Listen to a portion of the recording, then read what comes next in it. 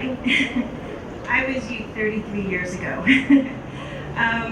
I'd like to thank the faculty, the students, the academic dean, Cecilia, for awarding me with this honorary degree. And it's actually my privilege to be speaking to you here today. It's really moving because I graduated here. So, full circle. Yeah, thank you. When I was first dropped off at Moore by my parents, I had long apricot hair. And then the next time my parents saw me when I came home for the first weekend break, I had no hair because I shaved it all off and I had a safety pin in my nose. So when I went on stage to graduate in 1986, I had fluorescent orange hair crimped out to here, and I found myself. I was going to say that I think that a lot of you can relate to this, you students, and a lot of you parents can relate to that, because like somebody said earlier, you don't come out being the same person you started with. So I imagine you graduates and parents can relate to this. Being in art school for 4 formative years, I'm sure, has been filled with experimentation of all types. Many mistakes have been made, which is good, because you want to make mistakes. It means you've tried something outside of your comfort zone. And most importantly, I imagine you found your strengths and your passions. I found my passion at Moore, and it was not what I thought it was going to be. I entered thinking I was going to be an interior design major, and then I would have a 9-to-5 job when I graduated. But I left Moore with a BFA in ceramics. No job in mind other than wanting to be an artist. I was advised by my friends that if I was going to be an artist, I'd better learn how to waitress. And I did, and it served me well. There was a pun in there, I think. In 1988, I attended UC Davis in California and started one of the most important journeys of my life. I learned a lot in grad school, but the most important thing that I learned was that being an artist is a way of life.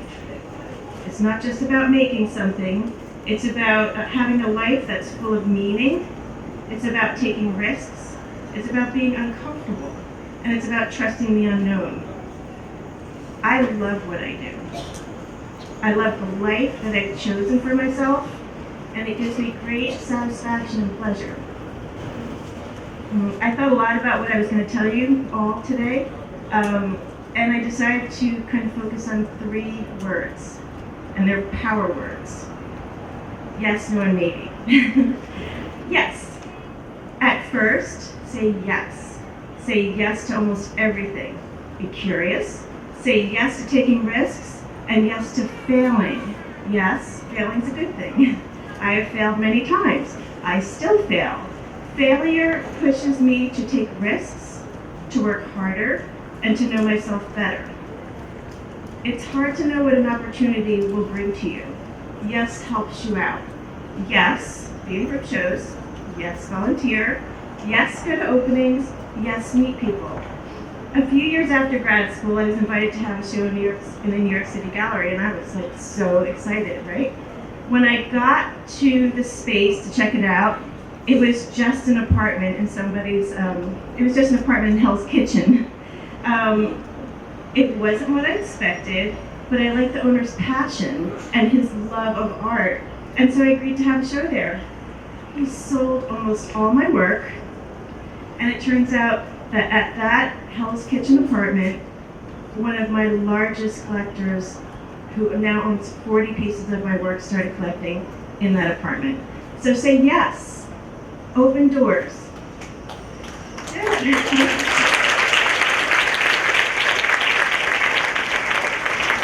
Now to get into no. And no is not a negative word.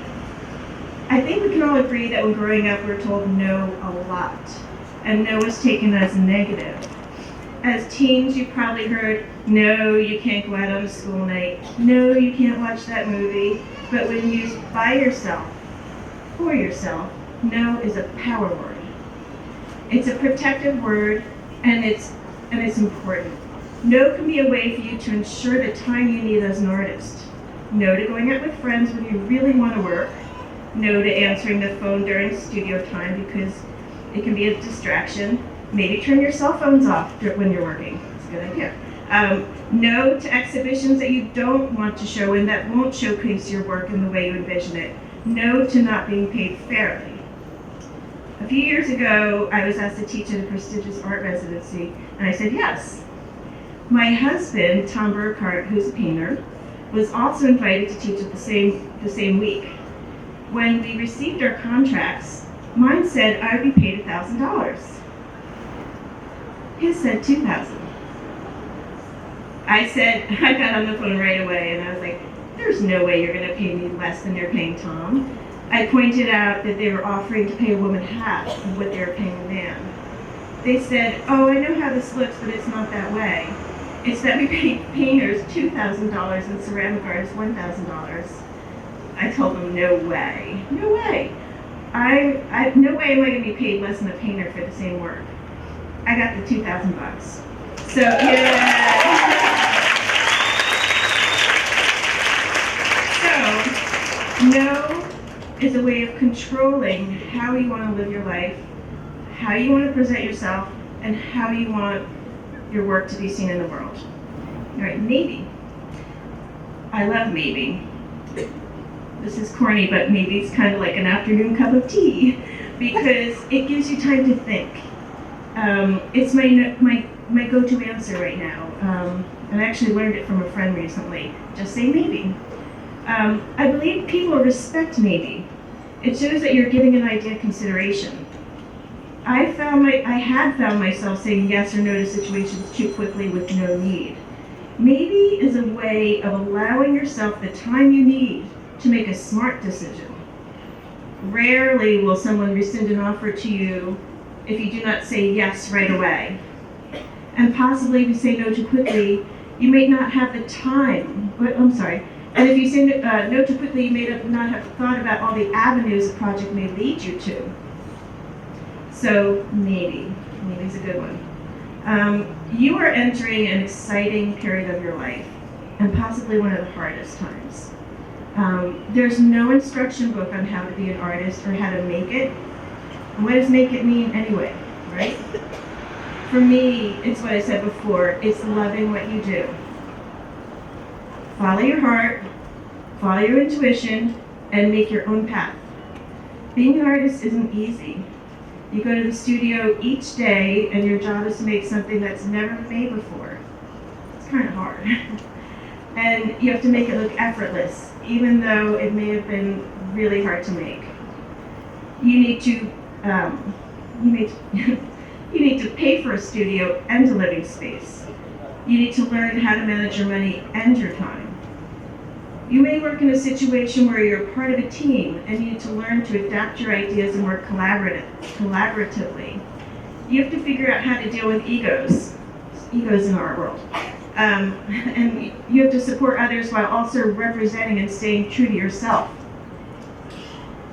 What I say may sound a little overwhelming, and to be honest, at times it really is.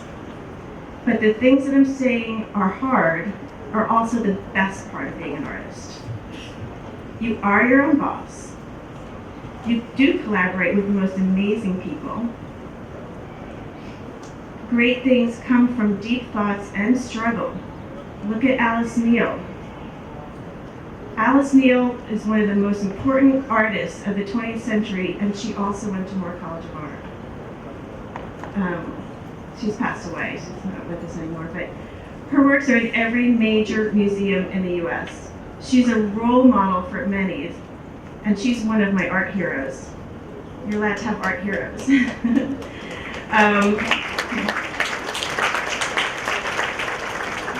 Her life was full of struggles, artistic triumphs, and pleasure. It's my closing statement. I carve tiny strands of pearls in my work. And recently somebody asked me the significance of these pearls.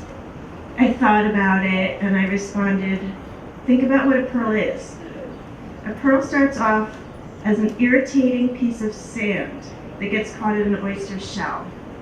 What the oyster does to this problem is to create something very smooth and very beautiful out of it. Isn't that the ultimate way to deal with an irritant?